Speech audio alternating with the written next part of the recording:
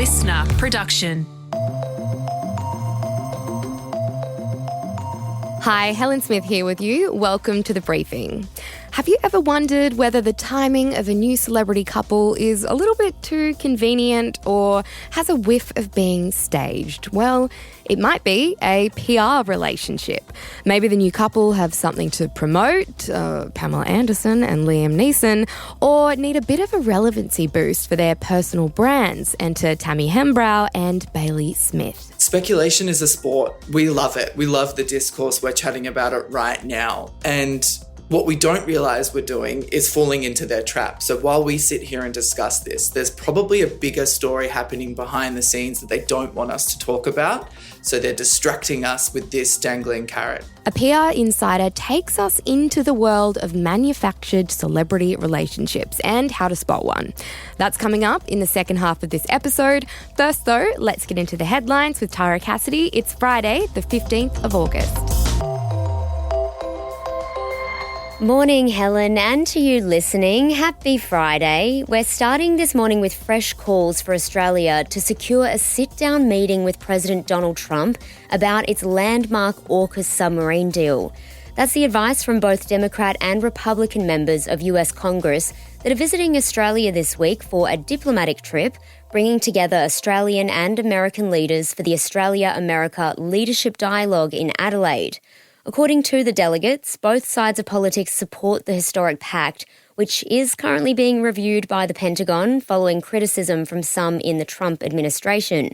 Now, Senator Chris Coons told reporters that the president should travel to Australia so he and our PM can meet face-to-face to mend tensions that have arisen from Trump's tariff policies and difference in opinion over recognising Palestinian statehood and to discuss the Defence Pact. Meanwhile, US Assistant Defence Minister Peter Carlisle says the AUKUS deal is critical and about ensuring the US and Australia have the right defence capabilities, and went on to claim that investment in defence is about investment in peace.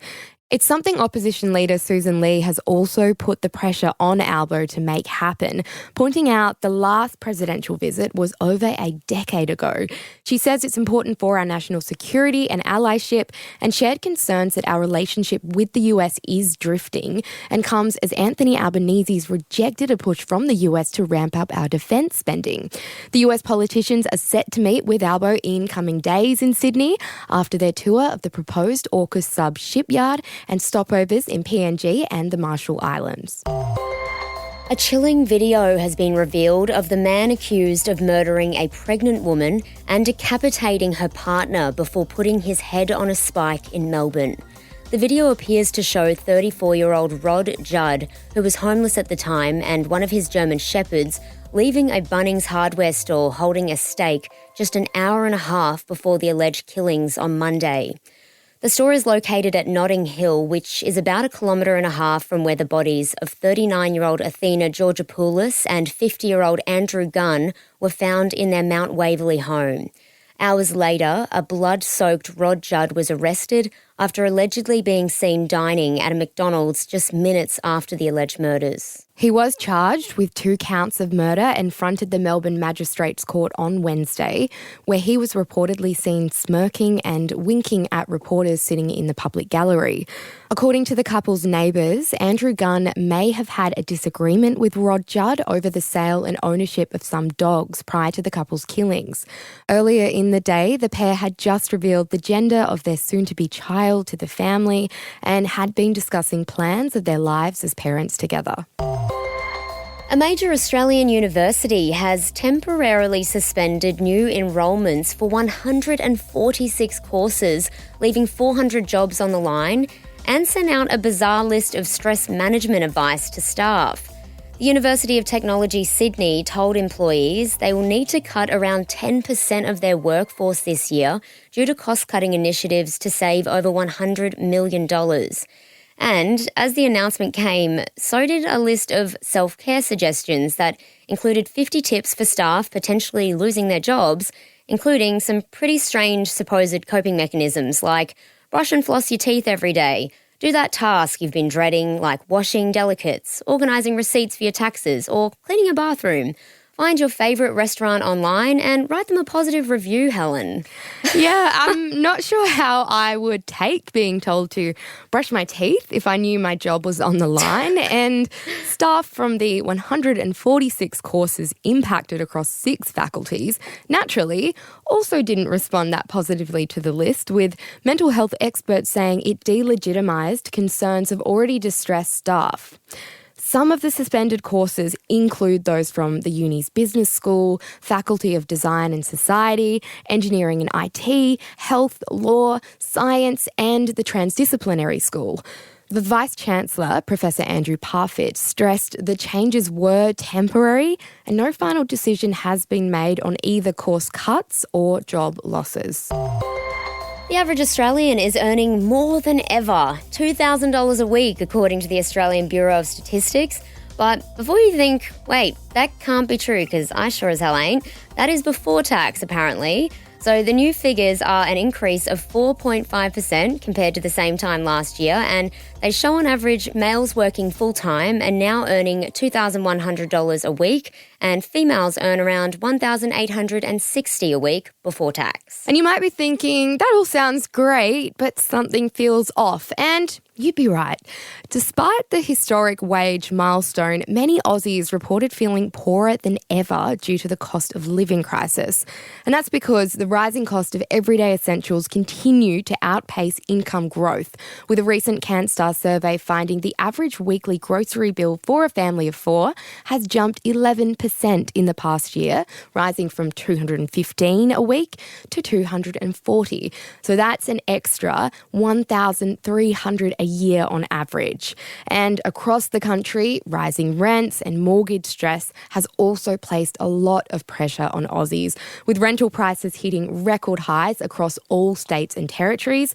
And research shows a household would need to earn an annual income of about $203,000 across the country, or nearly $300,000 in Sydney, just to buy a medium-priced house these days. So yes, while we are earning more money, that doesn't make a difference when everything else costs more. So, how about we keep wage growth in line with inflation and the cost of living, please? And we want to wrap up this week with you guys. We've chucked a few questions in our Instagram broadcast channel behind the briefing this last fortnight, and you guys have told us your thoughts on some of the big headlines. First, we asked whether you thought becoming a millionaire through home ownership really classes you as rich in today's day and age, because Exi Home does mean Exi Mortgage after all. And a whopping majority of you said nope, nearly all of you actually. Being a millionaire does not equal rich in 2025, shock horror. Now, a couple of you said you weren't sure, and just 2 of you reckoned, yes, it's still a 7-figure net worth plus you own a home. Yeah, I'm with the nose on this one, considering the average home in Sydney is well above $1 million, and it's nearly impossible for young people to crack in the door for that. So it doesn't really make, me feel like a millionaire. Now, we also asked you what your take was on the Denmark zoo saga, which went viral after the zoo said it would take people's unwanted animals to feed their predators, and whether that's okay because some would likely be pets. Now, 2/3 of you said, no, not okay, guys. Leave our damn pets alone. Not quite 1/3 said you reckon that's fine, and the rest were undecided. Yeah, and the zoo actually came out after all this backlash saying, no, that's not what we meant. While they do accept pets, cats and dogs, guys, apparently aren't accepted, but apparently this is the norm and they actually get heaps of animals this way. And they actually told The Times that this year alone, they've already had 22 horses donated, 137 rabbits, 53 chickens and 18 guinea pigs to feed their lions, tigers and lynxes. And I honestly am just mortified about it, and I'm happy to be in that camp alone. Now, we also asked you guys about Insta's controversial new map feature that's set to roll out in Australia next after the US, which allows followers to see exactly where you are. And we asked you yay or nay. And again, nearly every single one of you agreed that heck no, you don't like it. That is not safe. A few of you said, who cares, opt out if you don't like it. And a couple said, you're unsure. Got to try before you buy / decide. I'm again with you guys on this one. It's a big no from me. Safety online is really important, and social media can be such a good place to, connect with people around the world you never normally would get the chance to. But there has to be parameters in place, just like anything else. But that brings our headlines to a close for today. Coming up is my deep dive on the bizarre world of PR relationships and how they can be used to save a celeb's reputation and why they're more important than ever in our digital keyboard warrior world. Have a listen to that coming up next.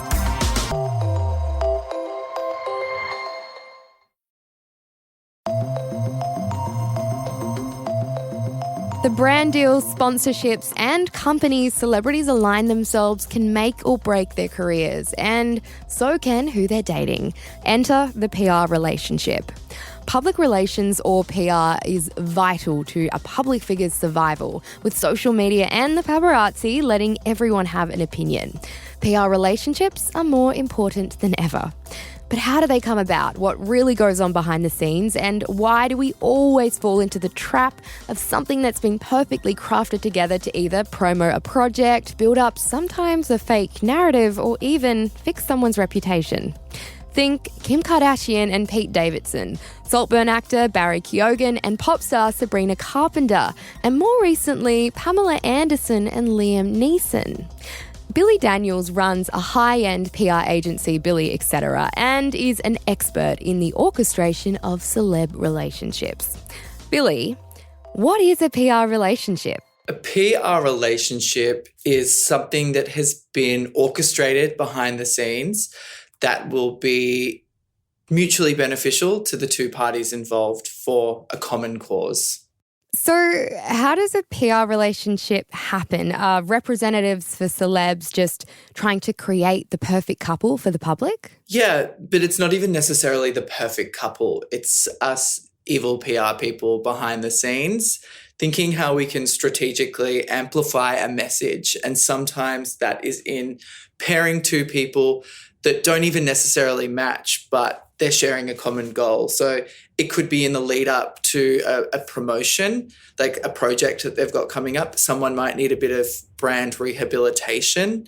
It doesn't even have to be the perfect couple, but there's something happening behind the scenes that they want to alter. So what are some of the key components when choosing a couple to pair up? You mentioned there could be an upcoming film or promo. Is that kind of the main reason we might see them? Project promotion. So Zendaya and Tom Holland, they were in the Spider-Man movie together. So that was awfully suspicious. Brand synergy. So Sabrina Carpenter and Barry are a good example of that. They have very different audiences, but they could both benefit from each other. So by uniting them, you kind of merge two audiences and create one big monstrous audience. Like, the way that I like to think about it is brand collab. So, when we see H&M, for example, collabing with Alexander Wang or lots of other high-end designers, you've got your low-end and your high-end. And when they come together, both brands are being exposed to a different market. So you can think about celebrity couplings like that as well. Sometimes they want to access different markets that they think that their messages might work in. I love that example. So when it does come out, for example, you just mentioned there, Barry and Sabrina Carpenter were supposedly a PR relationship. The public can sometimes feel like they've been played. Do the benefits outweigh the cons in these situations? I don't think so. Speculation is a sport. We love it. We love the discourse. We're chatting about it right now. And what we don't realize we're doing is falling into their trap. So while we sit here and discuss this, there's probably a bigger story happening behind the scenes that they don't want us to talk about. So they're distracting us with this dangling carrot. And when have you seen PR relationships really work? Oh, great question. I think Kim Kardashian and Pete, what's his last name? They were a really good one. Like, it was just after Kim and Kanye broke up, and that was a big mess, and Kanye's image was terrible, and Kim just needed a little brand refresh, someone young and easy. Pete represented everything that Kanye doesn't. So aligning Kim with him really solidified her message of separating her brand from Kanye's. So are there any telltale signs or ways to spot a PR relationship? You mentioned there Kim and Kanye on the back of their breakup. It was a great opportunity for Kim to jump in that relationship with Pete. Are there common narratives that we can spot? Yeah, so it's suspicious timing. So when someone needs a bit of brand rehab, like Kim did in that particular breakup, overexposure in the first few weeks. So you know that some publicist is working behind the scenes to really push that message. Having these like secret lunches in like really obvious locations, that's always a real giveaway. Like Soho House, like no one's having lunch there thinking that you're not going to get papped. And then these like paparazzi opportunities that can feel very staged. Also odd couples, that always gives it away for me. Like Zendaya and Tom Holland, like they just seemed such an odd pairing to me, but they're still together, I think. So it seems to, maybe it was real. But yeah, when they first came out, same with Kylie Jenner and Timothée Chalamet, they just seem like such an odd pairing looking at Kylie's dating history. So I think that's what initially sparks people's interest in their relationship.